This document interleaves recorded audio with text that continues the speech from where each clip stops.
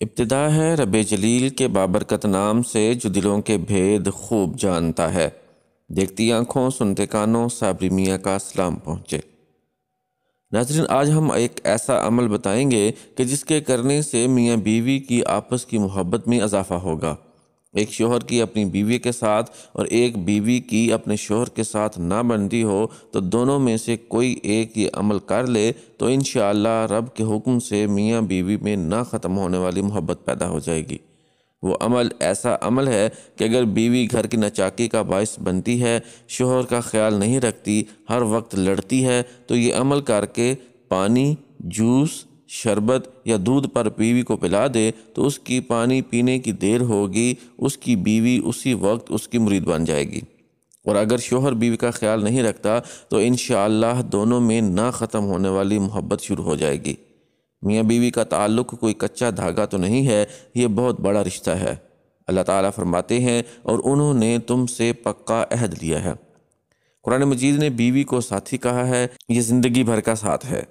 یہ زندگی بھر کا ساتھ ہوتا ہے۔ میاں بیوی دونوں کو سمجھداری سے کام لینا چاہیے، محبت اور پیار کے ساتھ زندگی گزار کر اندر دخل اندازی کا موقع ہی نہ دیا جائے۔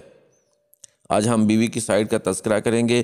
جو عورت بھی اپنے خاوند کے لیے سکون کا سبب بنے گی تو وہ ہنسی خوشی زندگی گزارے گی۔ آپ نے الائچی پر، پانی پر یا دودھ پر 100 بار یا قدوسو یا سلامو، پھر 33 بار سورہ کوثر اور 10 بار سورہ فاتحہ، اول و آخر میں 3 بار درود ابراہیمی پڑھ کر پانی پر دم کر دیں۔ یہ پانی چاہے صبح کے وقت یا شام کے وقت آپ اپنی بیوی کو یا شوہر کو پلا دیں۔ انشاءاللہ اس عمل کے کرنے کی دیر ہوگی، پھر دیکھیں ان کے دل کو اللہ تعالیٰ کیسے نرم بنا دیتے ہیں۔ سورہ کوثر کا بہت ہی پاورفل وظیفہ، آپ نے یہ وظیفہ صرف 3 دن کرنا ہے۔ صرف 3 دنوں کے اندر اندر آپ کی جو بھی بڑی سے بڑی حاجت ہوگی، جس بھی مقصد کے لیے آپ اس وظیفے کو پڑھو گے، آپ کا وہ مقصد انشاءاللہ 3 دنوں کے اندر اندر پورا ہو جائے گا۔ آپ کا مقصد کوئی بھی ہو، آپ کی حاجت جتنی مرضی بڑی ہو، آپ کی پریشانی کوئی بھی ہو، آپ جس بھی مقصد کے لیے اس وظیفے کو پڑھو گے، آپ کا وہ مقصد انشاءاللہ 3 دنوں کے اندر اندر پورا ہو جائے گا۔ آپ نے یہ وظیفہ جمعرات، جمعہ، ہفتہ 3 دن یہ وظیفہ کرنا ہے۔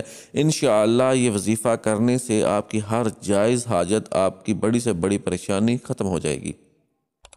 آپ چاہے یہ وظیفہ اپنی شادی کے لیے کر رہے ہیں، آپ کی شادی نہیں ہو رہی، اس کے لیے کر رہے ہیں، آپ کو اس میں بھی کامیابی ملے گی۔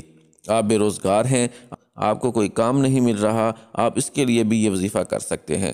آپ کے دشمن ہیں، ان سے چھٹکارا پانے کے لیے بھی آپ یہ وظیفہ کر سکتے ہیں۔ کسی کے دل میں آپ اپنی محبت پیدا کرنا چاہتے ہیں تو اس عمل کے لیے بھی آپ یہ وظیفہ کر سکتے ہیں۔ آپ کی کوئی بھی حاجت ہو، کوئی بھی مقصد ہو، آپ اس وظیفے کے ذریعے اپنا مقصد پورا کر سکتے ہیں۔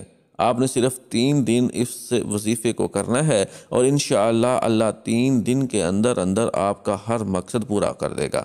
اس وظیفہ کو شروع کرنے سے پہلے درود شریف لازمی پڑھیں۔